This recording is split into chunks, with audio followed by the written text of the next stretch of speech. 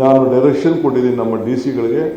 ಈ mobility plan ನಮ್ಮ ಮುಂದಕ್ಕೆ ಪ್ಲಾನಿಂಗ್ ಅಥಾರಿಟಿಗೆ ಪ್ರತಿ ತಾಲೂಕಲ್ಲೂ ಕಂಪಲ್ಸರಿ ಈಗಿಂದನೇ ರಿಂಗ್ ರೋಡ್ಗೆ ನಾವು ವ್ಯವಸ್ಥೆನ ಪ್ಲಾನ್ ಹಾಕೊಳ್ಬೇಕು ಅಂತ. ಒಂದೇ ವರ್ಷ ನಾವು ಮಾಡೋಕ್ಕಾಗದೇ ಇರ್ಬೋದು, ಬಟ್ ಗ್ರಿಡ್ನ ನಾವು ಮಾರ್ಕ್ ಮಾಡಿ ಬಿಡಬೇಕು. ಅದಕ್ಕೆ ಬೇಕಾದಷ್ಟು ಸಮಸ್ಯೆ ಇದೆ, ಬೇಕಾದಷ್ಟು ಫೈನಾನ್ಷಿಯಲ್ ಇರ್ತದೆ, ಇರಲಿ ಚಿಂತೆ ಇಲ್ಲ. ಯಾಕೆಂದರೆ ಟೌನ್ಗಳಲ್ಲಿ ವೆಹಿಕಲ್ ಹೋಗ್ಬೋಳಕ್ಕೆ ಭಾಳ ಕಷ್ಟ ಆಗ್ತದೆ.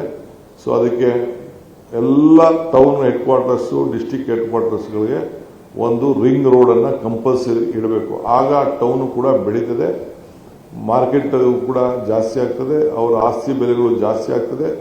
ಅದಕ್ಕೆ ಮುಂದಕ್ಕೆ ಪ್ಲಾನ್ ಹಾಕಿ ಅಲ್ಲಿ ಕನ್ಸ್ಟ್ರಕ್ಷನ್ ನಿಲ್ಲಿಸಬೇಕು. ಒಂದ್ಸತಿ ಕನ್ಸ್ಟ್ರಕ್ಷನ್ ಆಗೋಯ್ತು ಅಂತಂದರೆ ನಾವು ಅದನ್ನು ಮಾಡಲಿಕ್ಕೆ ಸಾಧ್ಯ ಆಗೋದಿಲ್ಲ.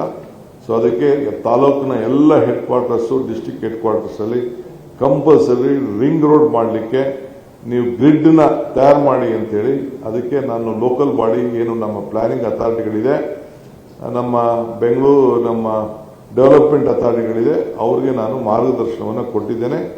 ಇದನ್ನ ಟೌನ್ ಪ್ಲಾನಿಂಗ್ ಅವ್ರನ್ನ ನೀವು ಬಳಸ್ಕೊಳ್ಬೇಕು ಅಂತ ತಿಳಿಸಿದ್ದೇನೆ.